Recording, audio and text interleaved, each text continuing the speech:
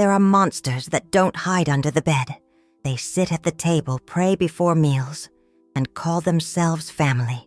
The story I'm about to tell you today is, without a doubt, one of the most difficult you will ever hear. My name is Zofia Kowalska. I'm 78 years old, and over half a century of silence weighs on my shoulders.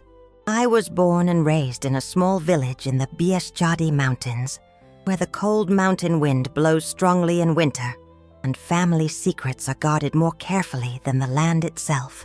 Many here know me as Pani Zofia, the silver-haired lady who sells pierogi and sirnik in the market square on Sundays, and never misses 6 o'clock Mass. Few imagine what I've carried inside since I was 9 years old. Sharing this deeply moves me, so I ask you to please like the video and subscribe to the channel to cheer me with your support. I also want to chat with you in the comments, so tell me from which part of Poland or the world you are watching this video. I feel the time has come to tell my story. Not for myself, I've already learned to carry this burden, but for all the girls who, like me, had their childhood stolen by hands that were supposed to protect them. Perhaps by hearing my story, someone will find the courage to act before silence becomes an eternal prison. My childhood home was a simple plastered house painted light blue, with a small yard in front where my mother put pots of red geraniums. We were a humble family, like most in our region. My father, Piotr, worked hard in the potato fields, leaving before dawn and returning when the stars were already lighting the sky. My mother, Anna, besides taking care of the house and children, made bread and pastries to sell in the neighborhood. I was the oldest of 4 siblings. After me came Marek, 3 years younger, Ewa, who had just turned 4, and little Jakub, still a baby in arms. Our life was simple, marked by hard work and small joys. The smell of bread coming out of the oven in the afternoon, the stories Mom told us before bed, swimming in the river on hot summer days. We were poor, but happy in our own way, until tragedy knocked on our door. That fateful 8th of June, 1956, the day started gray, with a fine, constant rain that didn't let up. I woke up earlier than usual from the sound of my mother coughing from the next room. It wasn't a common cough. It was deep, harsh, as if something was tearing inside her. When I entered my parents' room, I saw Mom lying down, her face red with fever, and her lips a strange color that I didn't recognize at the time, but now I know was cyanosis. "Mom, are you okay?" I asked, scared to see her in that state. She tried to smile, but the effort seemed to cost her a lot. "It's just a bad cold, my little one. It will pass soon." But it didn't pass. During the morning, her condition quickly worsened. The fever increased. Breathing became more difficult. My father, who would normally be in the fields at that hour, hadn't gone out because of the heavy rain. When he saw Mom's state, his face hardened with worry.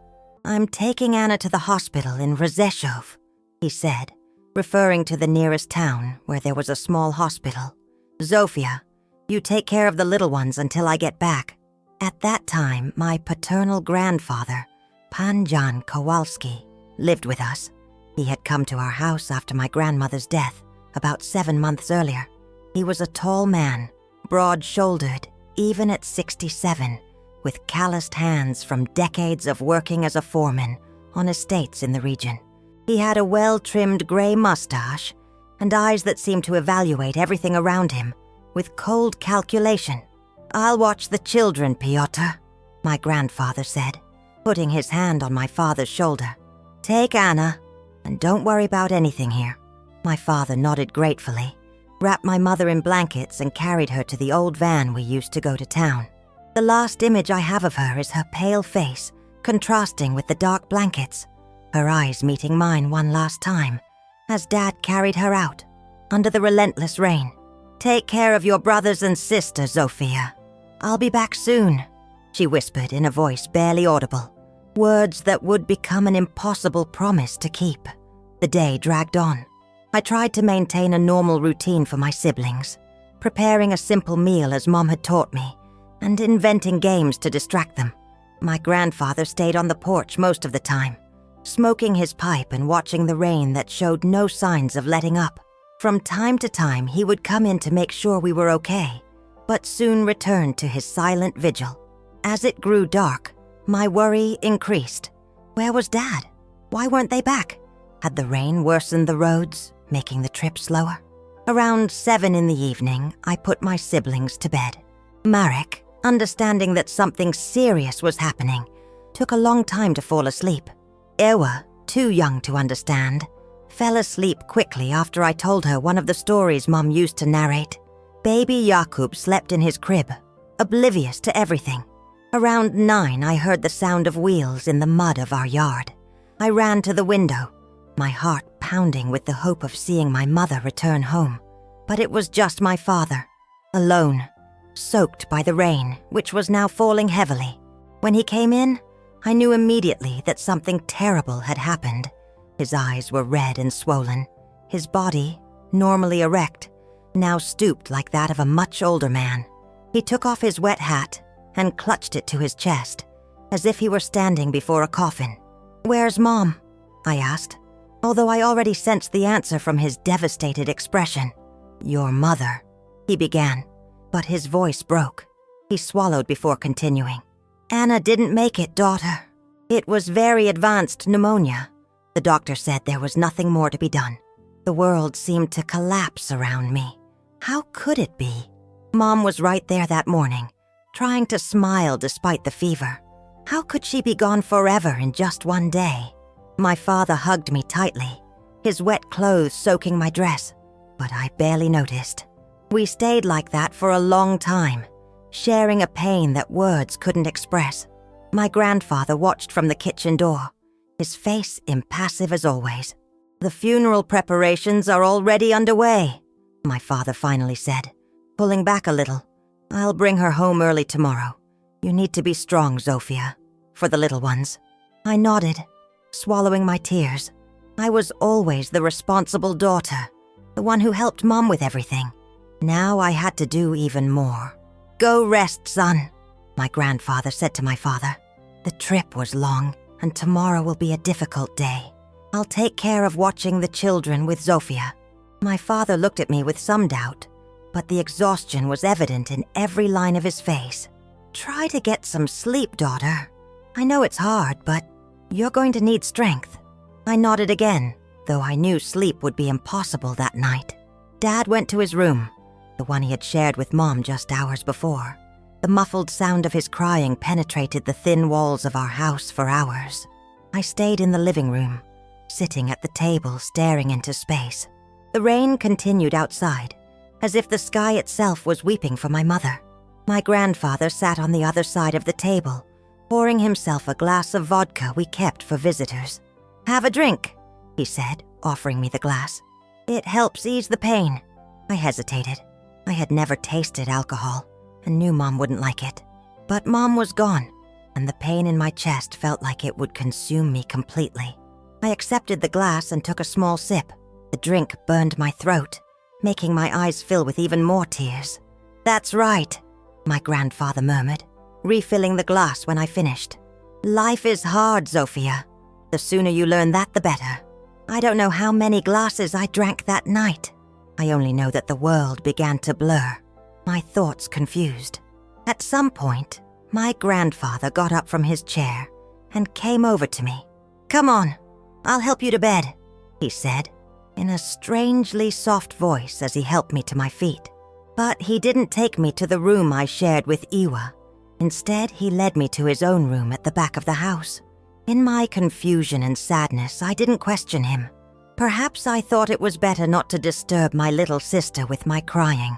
What happened next remained buried in the darkest corner of my memory for many years. Only fragments. Rough hands where they shouldn't be. A sharp pain. Ignored pleas. The weight of a large body on mine. Too small to resist. The smell of vodka and pipe tobacco mixed with a warm breath on my face. Whispered words that still haunt me in nightmares. "Now you are the woman of the house." At some point, I must have lost consciousness because my next clear memory is of dawn. I was back in my own room, lying next to Ewa, who slept peacefully, oblivious to the new reality that surrounded us. For an instant, I thought everything, Mom's illness, her death, what happened afterward, had been just a cruel nightmare. Then I felt the physical pain, saw the marks on my arms, noticed the bloodstain on the sheet. It hadn't been a dream. It was real. Everything was real. And my mother was truly dead. And the same day I lost her, I also lost my innocence, my childhood, my trust in the world. At that moment, something inside me closed off. An iron door fell over my emotions, locking everything inside. I got up carefully so as not to wake Ewa, changed my clothes, washed my face in the basin we had in the room. I looked in the small mirror on the wall and saw a different person, still with the face of a 9-year-old girl, but with eyes that had aged decades in a single night. I went out to the kitchen to prepare breakfast as Mom used to do. It was the day of her funeral, and I knew the house would soon be full of neighbors and relatives. Normality was my only refuge, the only thing that kept me from completely breaking down. My father was already awake, his eyes swollen, and his face marked by a night of crying. He hugged me again, and I needed all my newfound strength not to collapse in his embrace, not to scream the truth about what had happened. "I'm going to get your mother now," he said, his voice hoarse. "Take care of the little ones when they wake up." I nodded mechanically. Taking care of the little ones would be what I did from that day on. Taking care of the little ones and keeping silent. Because who would believe me? Who would confront the word of a respected man like my grandfather? And how could I cause more pain to my father, who had just lost the love of his life? Thus began my long winter of silence. The day I lost my mother, and so much more. The day I learned, in the cruelest way, that the world is not a safe place, especially for a girl. The day I discovered that, sometimes, monsters carry our own blood. And I remained silent for so long that I almost forgot what it was like to have a voice, until something happened and changed everything. But that's a story for our next meeting. The days following my mother's burial passed like a dense fog over the fields in the Bieszczady winter.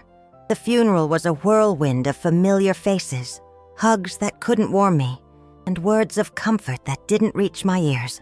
I only remember the simple wooden coffin, Mom's face, too serene, as if she were a wax doll, not the vibrant woman who sang while kneading dough for pierogi, and how I tightly held my siblings' hands the whole time. Marek, at 6, understood enough to cry nonstop. Ewa, too young to grasp finality, kept asking when Mom would wake up. Each question was a knife twisting in my chest. Baby Jakub, in his world of innocence, only cried when he was hungry. In our small community, mourning had its own rituals. The women took over the kitchen, filling our pantry with food that would last for weeks. Handmade pierogi, pastries, pickled cucumbers, kielbasa, fresh cheese. The men took turns helping my father in the fields, knowing he wouldn't have the strength to do it alone in the first days. Solidarity was the only tangible comfort in those moments. But the visits gradually decreased. Life has its own urgency, and people returned to their routines. A week after the burial, it was just us again.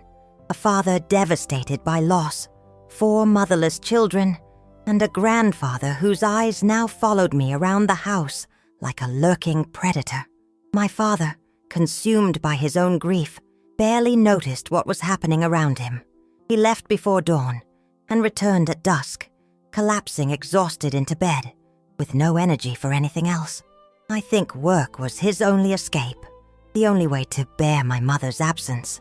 Perhaps he thought that if he wore himself out enough, he wouldn't dream of her at night. "You're being a good girl, Zofia," he would sometimes say, stroking my hair. "Your mother would be proud." Those words should have been a comfort, but they caused me deep pain. If he knew what was happening when he was away, would he still look at me with that pride in his eyes? I took on the household responsibilities as best I could. I woke up early to prepare breakfast, helped my siblings get dressed for the rural school, 3 kilometers from home. washed clothes in the stone wash basin, cooked what I had learned from Mom. My small hands tried to imitate her movements, but everything turned out differently. The beans never tasted the same. The bread didn't rise properly. The clothes weren't as white. Each failure was a painful reminder of her absence. At night, when everyone was asleep, I cried silently into my pillow, stifling sobs so as not to wake Iwa, who slept beside me. I cried for Mom, for myself, for the weight of responsibilities too heavy for such small shoulders. But most of all, I cried for the terror that grew in my chest every time I was alone with my grandfather. After that first night, he became more careful, more methodical. He waited for the moments when my father went to town to deal with some matter. When my siblings were at school or playing with neighbors, there was always an excuse to call me to his room, to the tool shed, or even to the riverbank that ran through our property. "Come here, Zofia," he would say in his rough voice that allowed no refusal. And I would go, my body trembling, knowing what awaited me, but unable to escape. What option did a 9-year-old girl have in a time when children had no voice, when the word of an adult, especially a respected man in the community, was unquestionable law? He always used the same words afterward. "This stays between us. Your father has enough problems. You don't want to cause him more suffering, do you?" And so he silenced me, using my love for my father as a weapon against me. It was a cruel game of manipulation that I, in my innocence, couldn't fight. I truly believed that telling the truth would kill my father with sadness, that it would be my fault if our family, already weakened by Mom's loss, completely fell apart. The months dragged on in this continuous nightmare. Winter arrived with all its might, bringing frosts that whitened the fields in the morning, and nights so cold that we could see our breath inside the house. On windy days from the north, when the biting air seemed to penetrate to the bone, I almost welcomed the cold that allowed me to wear several layers of clothing, creating another barrier between my body and the hands that violated me. Over time, I learned to mentally absent myself during those moments. While my body was trapped there, my mind fled far away, to the stories Mom told, to the green fields where we used to pick flowers in spring, to a distant future where I would be old enough to escape from there with my siblings. It was a form of survival, a dissociation that allowed me to bear the unbearable. In July of that year, when I turned 10, I noticed with horror that my body was starting to change. Small, painful buds appeared on my chest, announcing an early puberty that only worsened my situation. My grandfather noticed these changes with an interest that filled me with nausea. "You're becoming a little woman now, huh?" he commented one day, his eyes scanning my body in a way that made me want to disappear. "Your mother also developed early." I tried to hide the changes as best I could. I wore loose clothing, hunched my shoulders, bound myself under my shirts, all to look smaller, less visible, less desirable in his eyes. But it was useless. That summer, we started receiving frequent visits from a distant cousin of my father, Aunt Helena, a widow around 45 who lived in the city. She came on Sundays, brought pastries and candies for us, and observed our situation with keen eyes that seemed to see more than others. "This child is very thin," she once commented to my father, "and those eyes look like someone much older." It was the first time anyone had noticed anything. I felt a mixture of hope and panic. Part of me wanted her to discover everything, to take that heavy secret away from me. Another part trembled with fear of the consequences, the possibility of not being believed, of causing a storm in the family. My grandfather perceived the danger that Aunt Helena represented. He became more cautious when she was around, treating me with a calculated distance that could pass for respect. But his eyes sent clear messages. No one would believe me. I had no choice but to remain silent. Over time, I developed small acts of resistance, little rebellions that probably went unnoticed by others, but which for me represented important battles in the silent war I was waging. I started sleeping with scissors under my pillow. I began waking up before everyone else to lock the door of the room I shared with Iwa. I would feign illness when I was going to be alone with him. But my best weapon was silence. Not the silence of the victim, but that of the observer. I learned to read the signs, to foresee his movements, to anticipate his moods. I knew when it was safer to be near other people, when it was better to hide in the attic of the shed, a hiding place I discovered by chance and that he never found, when his mood was particularly dangerous. In May 1957, almost a year after my mother's death, something happened that would change the course of our family history forever. It was a Saturday. I remember it clearly. My father had gone to town to sell some produce from our small garden and buy supplies. Marek and Uwa were at a neighbor's house, attending a birthday party. Baby Jakob was asleep in his crib. I was alone at home with my grandfather, cleaning the hearth, when he appeared at the kitchen door. "Come here, Zofia," he ordered in that tone that allowed no refusal. My heart raced. I knew that tone, that look, well. But that day, something inside me rebelled. Maybe it was the weariness of almost a year living in that hell. Maybe it was the memory of my mother, which seemed particularly vivid that morning. Maybe it was simply that my capacity for tolerance had overflowed. "I can't right now," I replied without looking at him, scrubbing the ashes from the hearth harder than necessary. "I have to finish this before Dad gets back." He seemed taken aback for a moment. I had never directly disobeyed him before, but surprise soon gave way to anger. He crossed the kitchen in 3 long strides, grabbed my arm with enough force to leave marks, and began dragging me towards his room. "Who do you think you are to answer me like that?" he growled through clenched teeth. "Did you forget who's in charge here when your father isn't?" I struggled, trying to break free, scratching, kicking. It was useless against his adult strength, but I kept resisting. Something had broken inside me. If it was going to happen anyway, at least I wouldn't be submissive this time. It was then that we heard the sound of wheels in the yard. My grandfather froze, still holding my arm with brutal force. We weren't expecting anyone at that hour. He abruptly let go, pushing me against the hearth. "Go see who it is, and not a word about this. Understood?" I ran to the window, my heart pounding. It was my father's van, returning earlier than expected. Never had the faded red of that old van seemed so beautiful to me. My grandfather quickly disappeared into his room, and I tried to compose myself before my father came in. I adjusted my apron, tidied my hair, took a deep breath to hold back the tears that threatened to spill. My father came in carrying a sack of supplies and a small package wrapped in brown paper, which I later discovered was a piece of fabric for a new dress for me. His face, normally marked by sadness since Mom's death, seemed a little lighter that day. "I came back early," he explained, placing the groceries on the table. "A storm is coming. I thought it was better not to risk getting stuck on the road." Indeed, dark clouds were gathering on the horizon, announcing one of those summer storms that turned the dirt roads into impassable mud pits.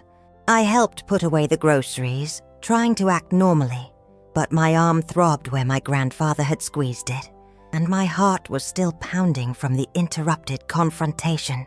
My father watched me carefully as we organized everything.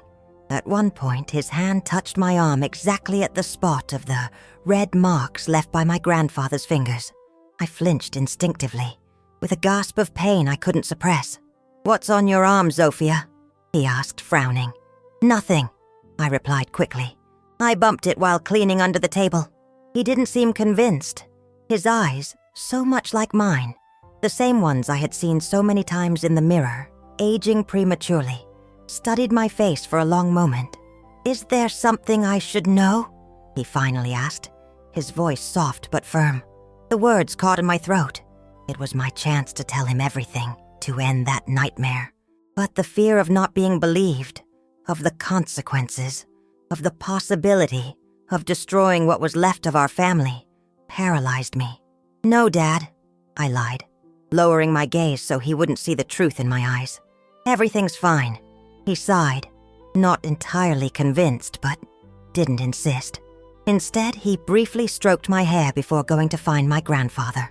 The first thunderclaps began to rumble in the distance, announcing the imminent storm. Inside me, another storm was brewing, made of guilt for not having seized that opportunity for relief, of relief for having escaped this time, and of a new feeling that I was slow to recognize. Hope. My father had noticed something, had asked questions. Maybe, just maybe, not everything was lost.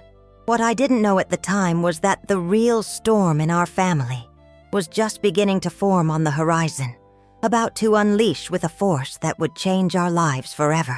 The storm brewing that May afternoon in 1957 wasn't just the one darkening the horizon. There was another, denser and heavier, forming within the walls of our house. The days following the incident in the kitchen were filled with an almost palpable tension. My grandfather, for the first time, seemed cautious around me, casting glances that mixed threat and fear. My father, on the other hand, watched us with renewed attention, as if he had awakened from a long trance of grief. Something had changed in his behavior. He started coming home earlier from the fields, asking about our day, noticing small details that had previously gone unnoticed in his fog of pain. Sometimes I would find him looking at me with a questioning expression, as if trying to decipher an enigma written on my face. Other times I would catch him in whispered arguments with my grandfather, conversations that abruptly stopped when I entered the room. The routine of the house outwardly continued. I kept taking care of the home and my siblings, cooking, washing, sewing, but something subtle had shifted in the family dynamic.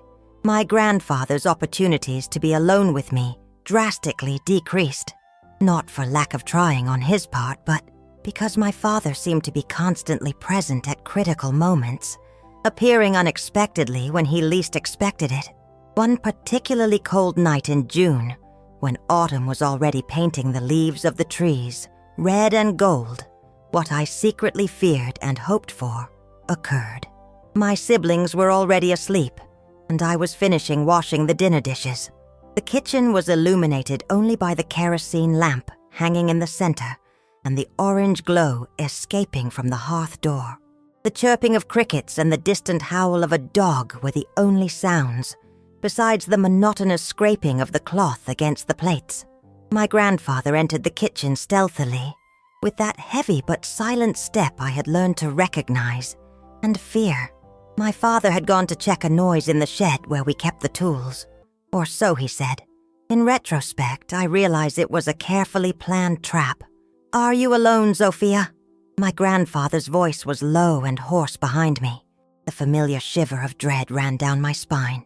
I nodded without turning around, my hands mechanically continuing the task of drying the dishes, as if nothing was happening, as if I could hide in the normality of the chore.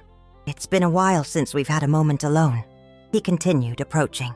I could feel his breath, a mixture of tobacco and vodka, on the back of my neck. "Your father has been very clingy lately, hasn't he?" His heavy hands rested on my small shoulders, and I felt my legs weaken. I already knew what would come next, the same nightmare that had been repeating for almost a year. I closed my eyes tightly, searching for that distant place in my mind where I used to take refuge. "What's going on here?" My father's voice, sharper than I had ever heard it, broke the silence.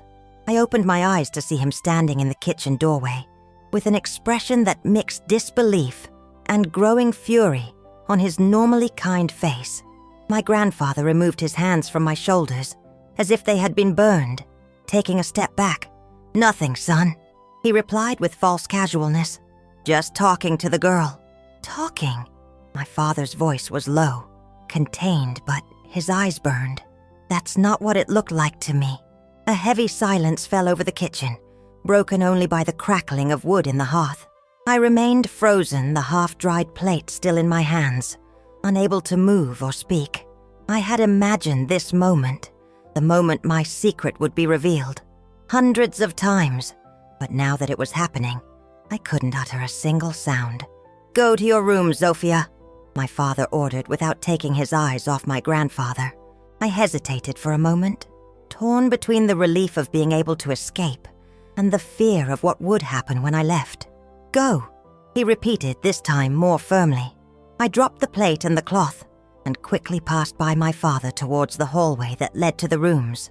But instead of going to my room, I stopped in the darkness of the corridor, my heart pounding so hard that I feared they could hear it. "What were you doing with my daughter?" My father's voice echoed again, now that he thought I was far away. "I told you, we were just talking," my grandfather replied, but his voice had a slight tremor I had never heard before. "Are you imagining things?" "Me?" My father's voice took on a dangerous tone. "I've been watching both of you for weeks. The marks on Zofia's arms, the way she shrinks when you get close, the nightmares at night. Do you think I'm blind or stupid? She's a clumsy child. She's always hurting herself. And as for the nightmares, she lost her mother, it's normal. Don't take me for an idiot!" My father's voice exploded, making me flinch in the darkness of the hallway. "Last night I stayed awake pretending to sleep. I saw you trying to get into her room. I saw you insisting even when she said she was sick." A stunned silence followed those words. So my father had seen, had noticed. He wasn't as absent as I thought. A wave of relief washed over me, immediately followed by the terror of what would come next. "You don't understand." My grandfather's voice sounded conciliatory. "The girl is confused. She needs a mother figure, and since she doesn't have one, she sometimes misinterprets." "Shut up!"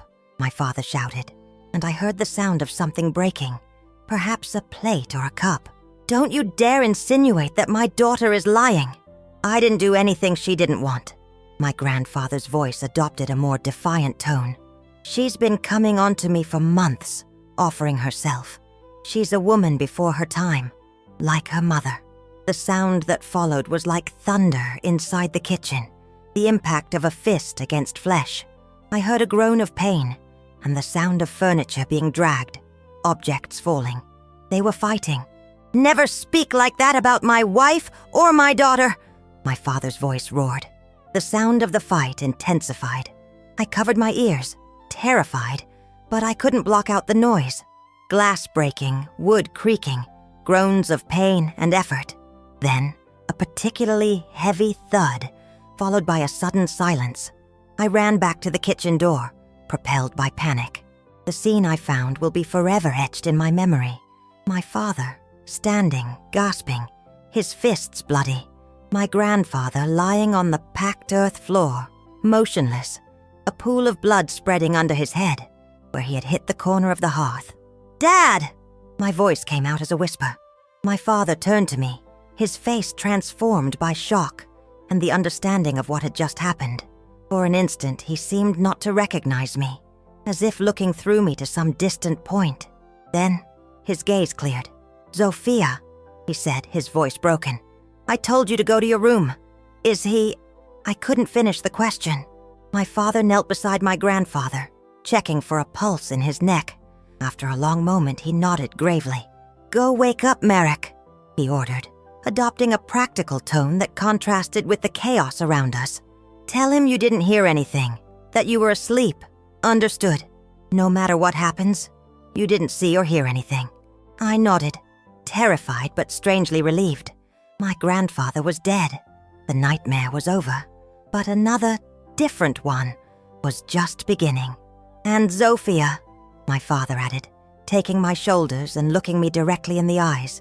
"One day, when you're older, I'll ask you what really happened in this house. And that day, I want you to tell me everything. But not today. Today you didn't see anything. Promise?" "I promise, Dad," I replied with a maturity beyond my years. The following hours were a confusing whirlwind. I remember waking up Marek, whispering the official version, that we didn't hear anything, that we were asleep. I remember going back to my room and hugging Ewa, who by divine grace slept soundly despite all the chaos. I remember the sound of horses and voices in the middle of the night, of lanterns shining through the cracks in the window, of men entering and leaving our house, of the chief of police, a stout man with a thick mustache, asking questions in a low voice, of the village doctor examining my grandfather's body right there in the kitchen before they took him away. "It was an accident, Piotr," I heard the chief of police say to my father. "Anyone can see that the old man slipped and hit his head. It could have happened to anyone, especially after a few glasses of vodka. Perhaps the chief of police really believed it, or perhaps he simply didn't want to get involved in problems between father and son in a small community where everyone knew each other. Either way, the official version was established. Jan Kowalski, 68, had stumbled while drunk, hit his head on the corner of the hearth, and died instantly. A sad domestic accident. No one questioned, no one suspected. Or if they did, they preferred to remain silent, respecting the grief of a family already marked by the recent tragedy of my mother's loss. The funeral was brief and sparsely attended. A few villagers, a few old workmates of my grandfather. No sincere tears were shed. My father remained stoic, fulfilling his social obligations with the dignity of a man doing what he must, not what he wants. I observed everything with a curious detachment, as if watching a play I wasn't part of. When the simple coffin was lowered into the ground in the small community cemetery, I felt an enormous weight lift from my shoulders, as if, along with that body, they were burying the last few months of terror I had experienced. The night after the burial, when we finally returned home and my siblings fell asleep, my father called me to the kitchen table, the same place where, days before, the tragedy had occurred. The floor had been scrubbed until no trace of blood remained, but we both knew what had happened there. "Zofia," he began, in a low voice so as not to wake the children. "I've never asked you directly, and I won't now. I don't want you to carry that burden." His eyes, so much like mine, were wet with unshed tears, the first real display of emotion I had seen in him since the incident. "I just want you to know that if I did what I did, it was because a father protects his children, always, no matter against whom or what." He reached across the table and took my hand. It was the first time we had truly talked since my mother's death. "One day, when you're ready, if you want to talk about this, I'll be here. But if you prefer never to touch the subject, that's okay too. We both did what had to be done," I replied, surprising him and myself with the firmness in my voice. "And we're alive. That's what matters." He looked at me with a mixture of surprise and admiration, as if seeing me for the first time. "You're strong like your mother," he finally said, with a small, sad smile on his tired face. She would be proud. In that moment, sitting at the kitchen table under the dim lamplight, something new formed between us. A silent pact, a mutual understanding that transcended words. And for the first time in almost a year, I slept without fear, without nightmares, without the shadow of the monster who had lived under the same roof. What I didn't know then was that some secrets, even when buried deeply, have ways of resurfacing years later, transformed by time, but no less powerful. And that, although that dark chapter had come to an end, there was still a long road of healing ahead, a road that would take decades and test me in ways I could never have foreseen that night of relative relief and newfound peace. Life has a strange way of moving forward, even when it seems impossible. After my grandfather's burial, our house gradually stopped being a place of fear and became a home again. Not immediately, nor completely. Certain shadows linger for a long time, clinging to the walls like stains that no soap can remove. The summer of 1957 arrived with its usual intensity, bringing scorching days that cracked the dry earth and suffocating nights that made sleep almost impossible. Nevertheless, despite the relentless heat, something within me began to slowly thaw, as if an inner winter was finally giving way to a hesitant spring. My father, although we never spoke directly about what happened that fateful night, began to rebuild our family with a silent determination that I admire to this day. He not only assumed the role of provider, but also tried, in his clumsy farmer's way, to fill the void left by my mother. His calloused hands, accustomed to the hard work of the fields, now attempted delicate gestures, braiding Ewa's hair in the morning, checking Marek's notebooks after school, even making a simple pastry on Sundays, following the yellowed recipe my mother kept in the biscuit tin. "Your father is becoming a housewife," neighbors would joke when they discovered he had learned to make pierogi or mend clothes. He would just smile, unashamed. "My children need it, so I learn," he would simply reply, as if it were the most natural thing in the world.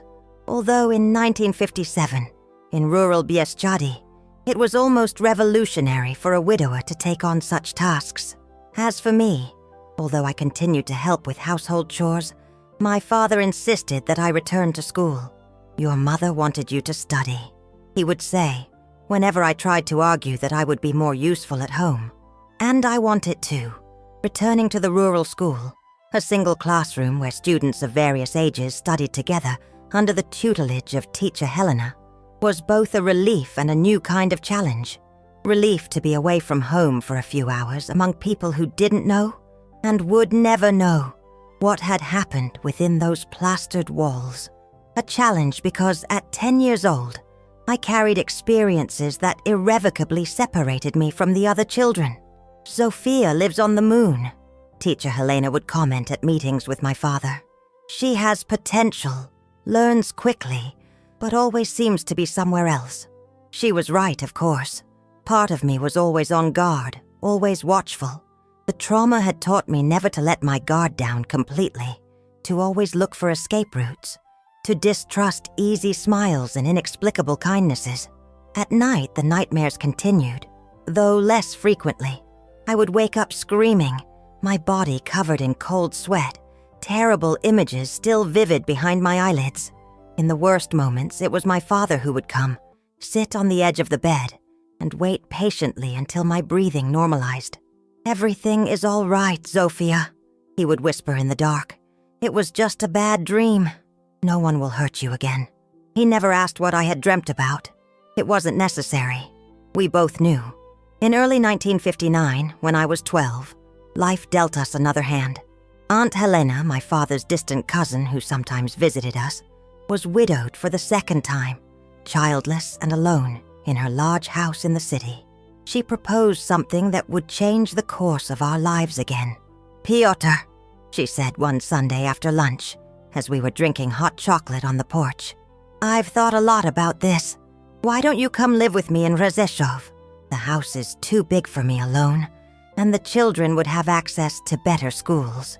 My father hesitated, running his hand over his unshaven chin. "I don't know, Helena. This land is all I have. It was my father's, and his father's before him. No one said you have to sell it," she replied, pragmatic. "Hire someone to look after it. Come on weekends. Think of the children, Piotr.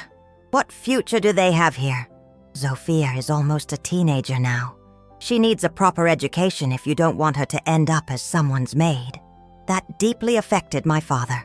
If there was one thing he fervently desired, it was for his children to have opportunities that he and my mother never had. The decision wasn't made that day, but the seed was planted. In the following months, the idea grew, discussed countless times at the dinner table, weighing the pros and cons. Marek and Ewa were excited about the prospect of living in the big city, which in reality was just a slightly larger town with about 7,000 inhabitants. Jakub, now almost 3, was only excited because his siblings were. I had mixed feelings. On the one hand, the idea of leaving that house where so much suffering had occurred was tempting. On the other hand, despite everything, it was the only home I had ever known.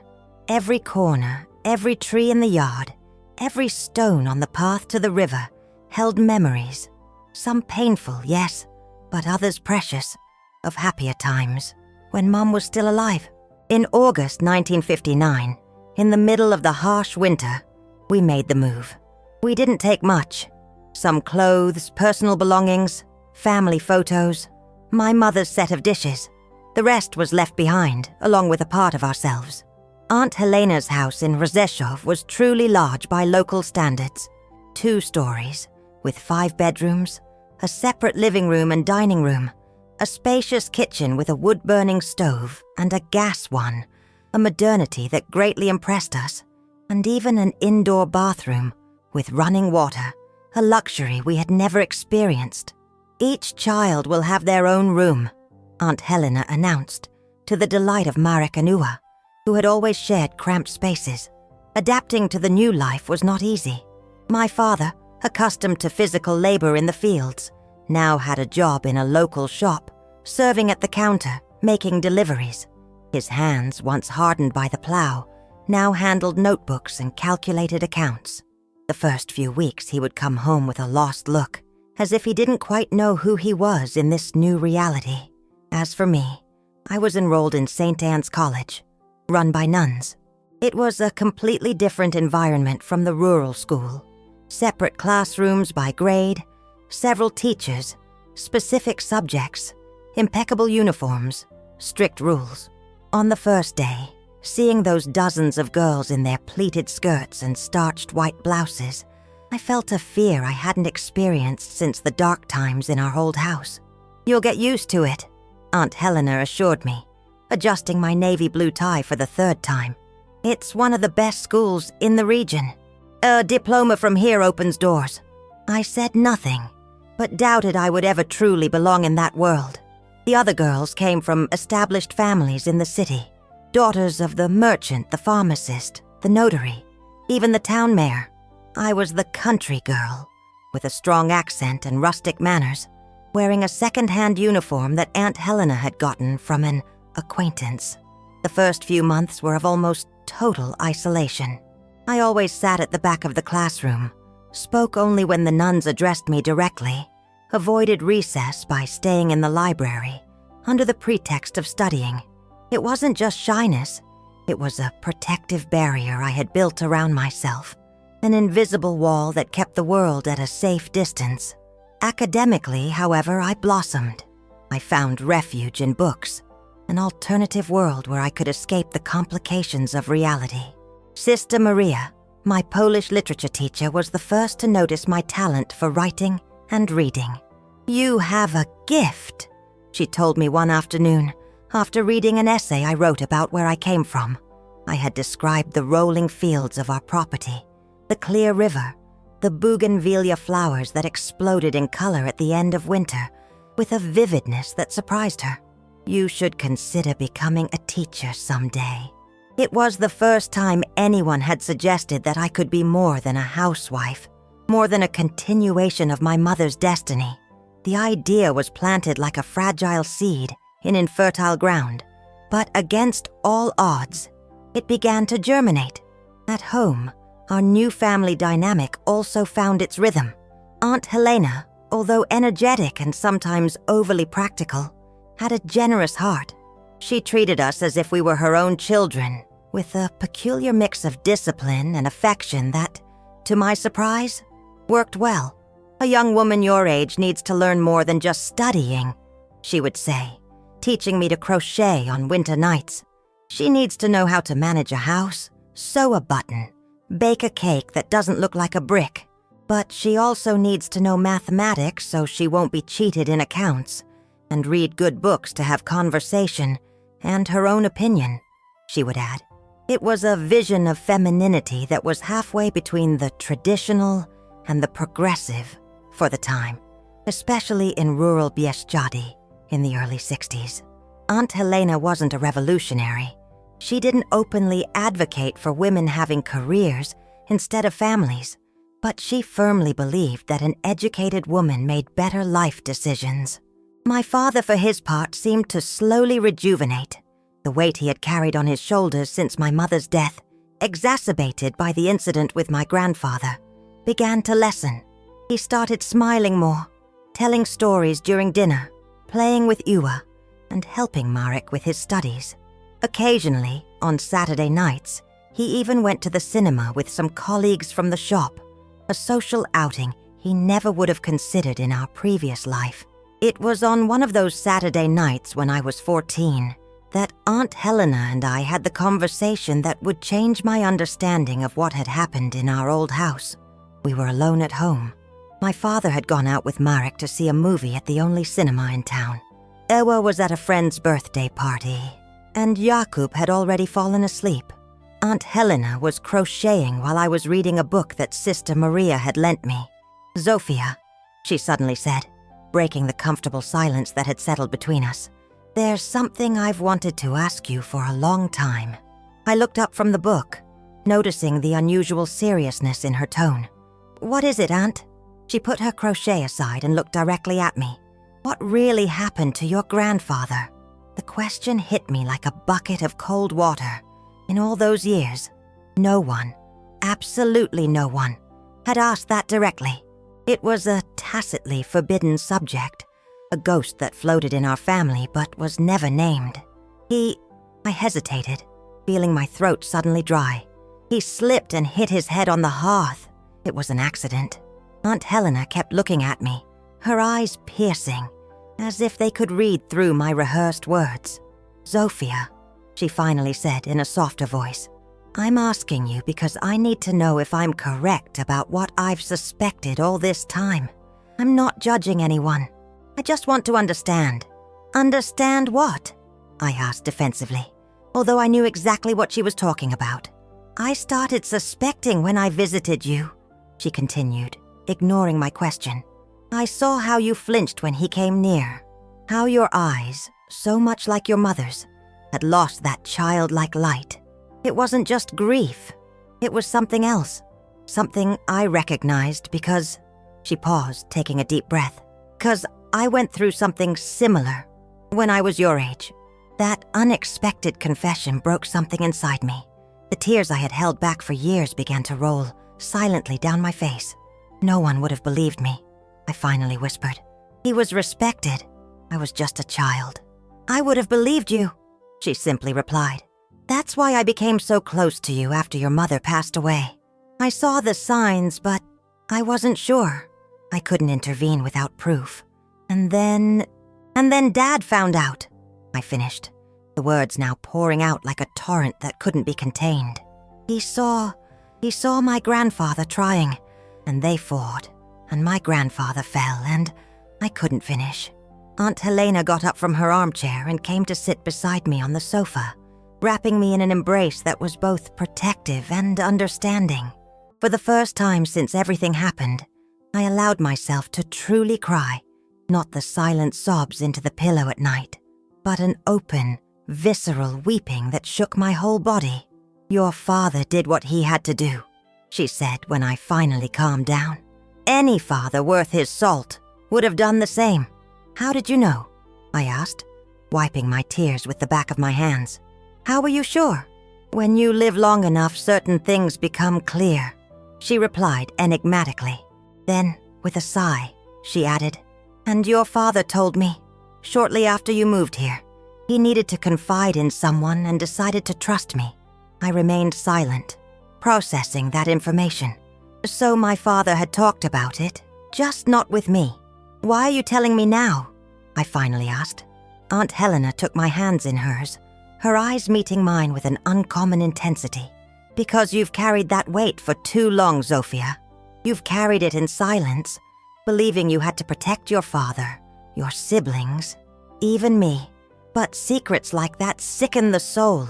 They consume a person from within, like rust on iron. Believe me, I know." She paused as if deciding how far to go. "What happened in that house was not your fault, nor your father's. The only guilty person has already paid for what he did. And now it's time for you to start freeing yourself from that burden so you can truly live." That conversation, although painful, was the first true step on my path to healing. It wasn't magical or instantaneous. The scars didn't disappear overnight, but something fundamental changed. I was no longer alone with my secret. There was someone who knew, who understood, who didn't judge me for the part I thought I had played in that nightmare. In the following years, little by little, I found my voice. With Aunt Helena's guidance and my father's silent but constant support, I began to rebuild myself, not as a victim, but as a survivor. Every nightmare faced, every memory processed, every new day lived fully was a victory against the past that tried to define me. The scars remained, of course, some visible only to me, others that affected relationships, decisions, fears. But scars are also marks of healing, silent testimonies of battles won against adversities that could have destroyed us, but didn't succeed. And so, between pains and cures, falls and risings, I reached adulthood, not intact, not perfect, but whole, and finally, the owner of my own destiny. The years unfolded like the pages of an old book, some chapters softer, others harsher, but all composing the story that brought me here, to my 78 years, sitting on this wooden porch, in the same Bieszczady region that saw me born. Time whitened my hair, marked my face with wrinkles that tell stories without words, slightly curved my back, but it didn't manage to break my spirit, not after everything I faced. The 1960s brought profound changes, not only for me, but for all of Poland. While the country experienced its own turmoil, I finished my studies at the Nuns' College in Rzeszów.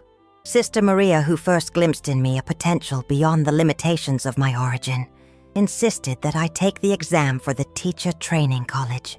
"You have a vocation for teaching, Zofia," she would say, with that serene certainty that characterized her. "It would be a waste for you to settle for less." I became a primary school teacher in 1964, at the age of 17. My first job was in a rural school not unlike the one where I began my own studies. A single classroom, desks worn by use, students of various ages. Everything brought back bittersweet memories of my own childhood. But now I was on the other side, in the position of one who guides, one who protects. It was that same year that my father remarried to Helena, who had been our refuge in the most difficult times. It was no surprise to anyone. They had both developed a quiet connection over the years, a companionship that eventually blossomed into something deeper. Marek, then 14, Iwa 12, and Jakub 8, accepted the change naturally. For them, Aunt Helena had practically been a mother for years. I remember the simple ceremony in the main church of Rzeszów. My father, at 42, seemed as nervous as a teenager, constantly adjusting the borrowed suit that didn't fit well on his broad worker's shoulders. Helena, in a discreet light blue dress and a small arrangement of flowers in her graying hair, radiated a contained happiness suitable for a widow her age. "You're happy about this, aren't you, Zofia?" my father asked me the day before the ceremony, when we were alone on the porch of the house. "Of course, Dad," I replied sincerely. "You both deserve this opportunity." He nodded, relieved, and then said something that would be forever etched in my memory. "You know, there are days when I still wake up thinking about your mother. I think a part of me will always love her. But I've learned that one's heart can expand. It can love again without betraying what it felt before." He paused, his eyes lost on the horizon, where the sun was beginning to set, painting the sky red and gold. "I think it's the same with pain, Zofia. It doesn't completely disappear, but we can learn to carry it without it destroying us." It was the closest conversation we had ever had about everything that happened years ago. Neither he nor I directly mentioned the events of that fateful night, but it wasn't necessary. There was an understanding between us that transcended words. The following year I met Jan. He was the new doctor in town, recently graduated from Warsaw, idealistic and full of plans to improve the health of the rural population. Our first meeting was at the school where I taught. He had come to vaccinate the children against polio, part of a national campaign. "The teacher also needs her vaccine," he joked when he saw me organizing the students in a line. "I already have all the necessary vaccinations, doctor," I replied with a formality that was part of my armor against the world. "But thank you for the concern." In the following months, Jan appeared with increasing frequency at the school, always with some plausible medical excuse, checking the students' eyesight, distributing information about dental hygiene, giving talks about parasite prevention. But his eyes invariably sought me out in the classroom, and his visits always extended with conversations after the school day ended. Resisting him was my first instinctive reaction. the trauma of my adolescence had built walls around my heart, making me cautious of any male approach. The few friends I made over the years often teased me about my prolonged single status, without truly understanding the chasm of distrust that existed within me. You can't spend your whole life alone, Zofia. My colleague Iwa, a science teacher, would say, as we corrected exams together. Dr. John is a good match, and he's clearly interested. I'm fine as I am, I would reply automatically. I have my students, my family, my books. Not every woman needs a husband to feel complete. It was true, in part. I had built a meaningful life without depending on a romantic relationship. But there was also the fear, the deep, irrational fear that any intimacy could awaken the sleeping demons of my past. It was Helena who, with her practical wisdom, finally opened a crack in my defenses. I understand your fear, Zofia, she told me one Sunday afternoon as we were preparing lunch. But not all men are like your grandfather. Your own father is proof of that. And if you keep running away from the possibility of loving, you'll be allowing that man to continue controlling your life, even after he's dead. Her words hit me with the force of a revelation. Indeed, I was letting the ghost of my grandfather dictate my limits, my possibilities. It was an insidious form of self-imposed prison. In the autumn of 1966, I allowed Jan to take me to dinner in Rzeszów, to a restaurant more elegant than any I had ever frequented. I was so nervous that I could barely taste the pierogi he ordered as a starter. Relax, he smiled, noticing my discomfort. It's just dinner. I'm not asking you to marry me. Yet. That yet should have scared me. But strangely, it made me smile. There was something about Jan's direct honesty that disarmed my defenses. Our courtship progressed slowly, with an almost reverential care on his part. He seemed to sense, without me needing to explain it, that there were wounds in me that needed time to fully heal. He never pushed for physical intimacy beyond what I was comfortable with, never questioned my occasional, inexplicable withdrawals. One starry night, sitting by the lake in Solina, I made the most difficult and liberating decision of my life. I told him everything about my mother, about my grandfather, about the night my father, unintentionally, became a killer to protect me. I spoke without looking directly at him, my eyes fixed on the dark waters that reflected the starry sky. When I finished, there was a long silence. I feared I had made an irreparable mistake, had destroyed any possibility of a future with him. Finally, I gathered the courage to look at him. Silent tears were running down his face. Zofia, he said at last, his voice broken by emotion. Thank you for trusting me enough to share this. I can't imagine the courage it must have taken, not only to survive that, but to become the extraordinary person you are today. He took my hands in his, in a gesture that was both protective and respectful. Nothing you told me changes how I feel about you. If anything changed, it was my admiration, which has only grown. We married in 1967, in a simple ceremony in the same church where my father and Helena had sealed their union years before. It was a traditional regional wedding, with a reception in the parish hall, food prepared by the community women, music played by a local band. The first years of our marriage were a period of mutual adaptation. Despite my conscious decision to trust Jan, my body held memories that my rational mind couldn't always control. There were nights when I would wake up screaming, moments of seemingly causeless panic, disproportionate reactions to innocent gestures. Jan, with the patience of someone who truly loves, stood by me through every setback, every step forward. We're not in a hurry, he used to say. We have a whole lifetime ahead of us. In 1969, our first child was born, a healthy boy we named Piotr, in honor of my father. The birth was difficult, complicated by traumatic memories that turned the physical experience into a psychological ordeal. But when they placed that small bundle in my arms, something profound transformed within me. I will protect you, I whispered to the baby who looked at me with wide brown eyes, so much like mine. Nothing and no one will harm you as long as I live. It was a promise that resonated with the one my own father had made me, although belatedly. One circle closed while another opened.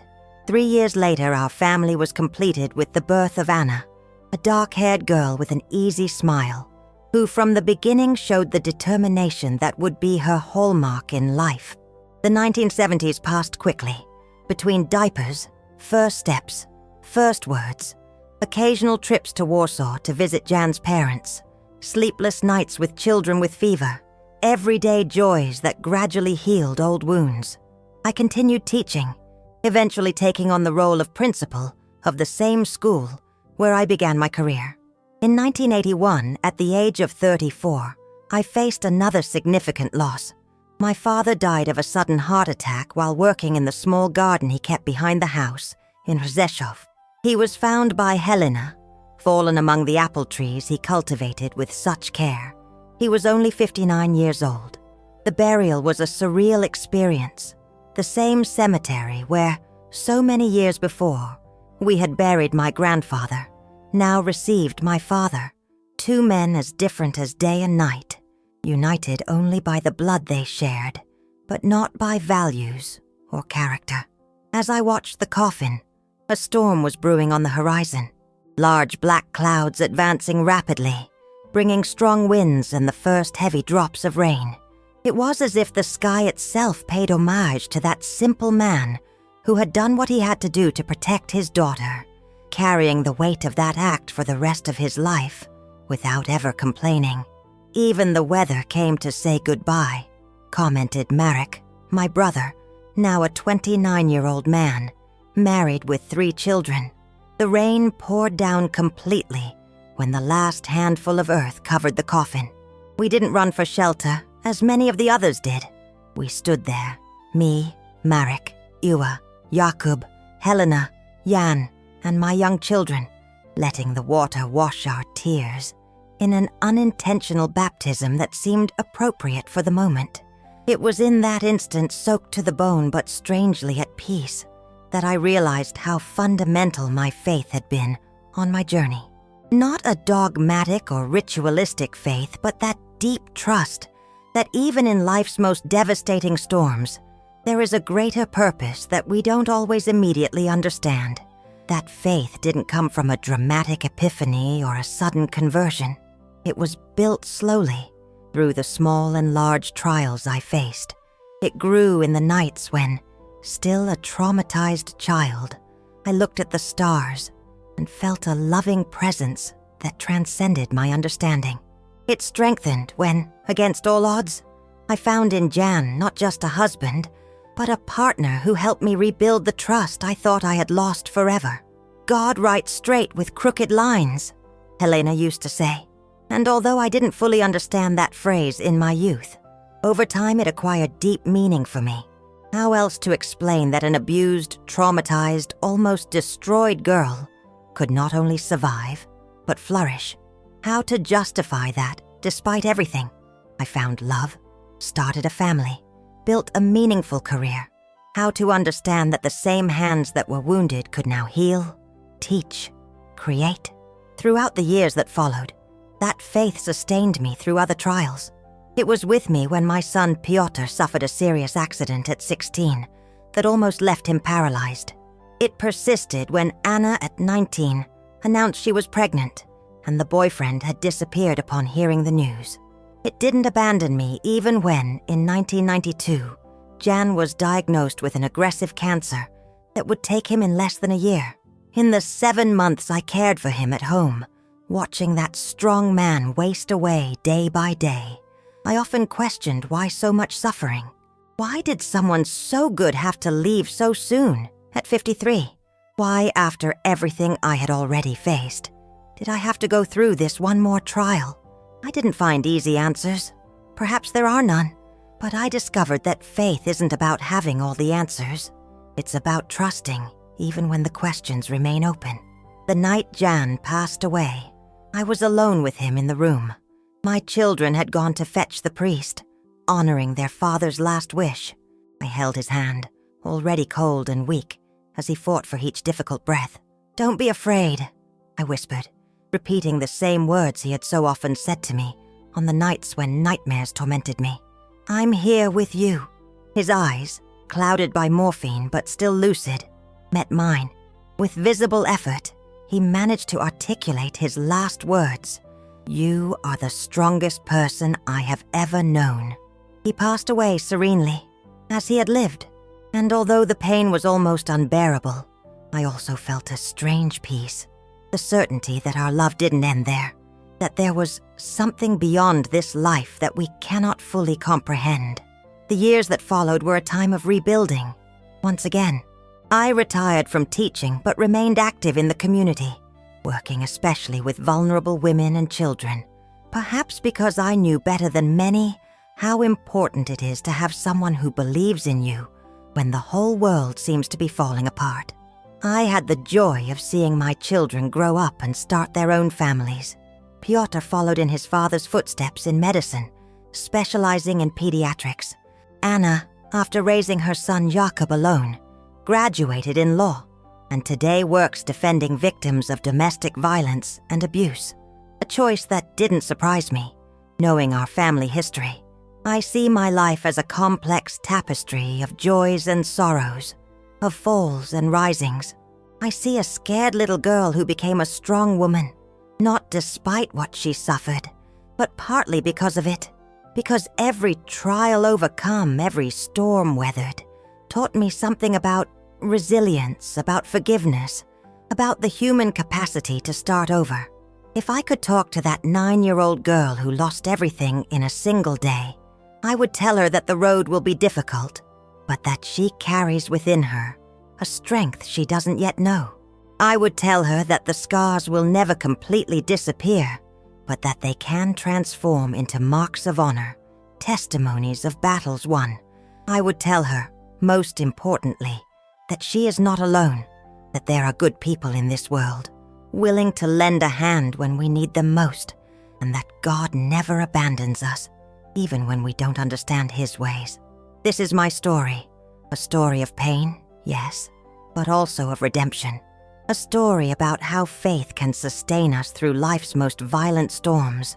A story that perhaps can bring hope to someone who, right now, is going through their own valley of shadows, wondering if they will ever see the light again.